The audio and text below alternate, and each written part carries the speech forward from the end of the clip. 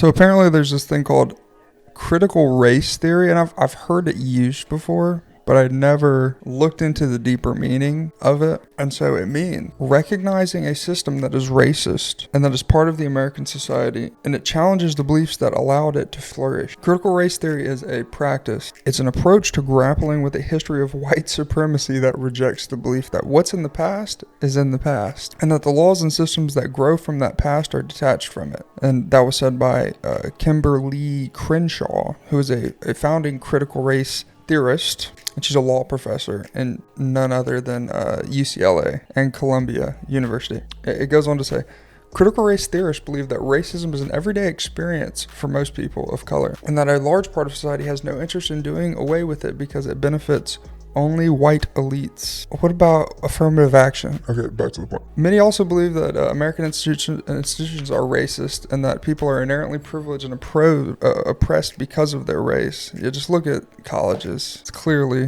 a racist, it's a racist ideology. Going on there. Very conservative. I mean, it's ridiculous. Many lawmakers into states like Tennessee and Idaho, they've banned the teaching of critical race theory, which is understandable. I wouldn't want people running around teaching this to kids because it could be really damaging for young people. Parents in Texas are opposing critical race theory, and I understand absolutely why they would oppose it. It's a very dangerous slope. It's very dangerous. This is go around teaching everybody that everybody's racist and the system is set against you. That's how you corrupt a society. I actually take that back. That's how you make the best society in the world. You know, that's how you make the best society in the world. You know, I think it's strictly to African Americans too. Not really in you know, not really pointing to any of the other minorities like Jews who I'd say the Holocaust was pretty bad, you know? I mean, I'd say the Holocaust was pretty bad. Native Americans, I mean, they were the first slaves. But apparently only black lives are the ones that really matter, I suppose. I suppose Black Lives Matter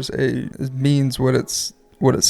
Oof. The people that support this movement say that awareness is everything. So the founders of critical race theory, one of them was the Crenshaw lady from UCLA and Columbia, and she hosted a workshop on the critical race theory movement in 1989. At least she's consistent.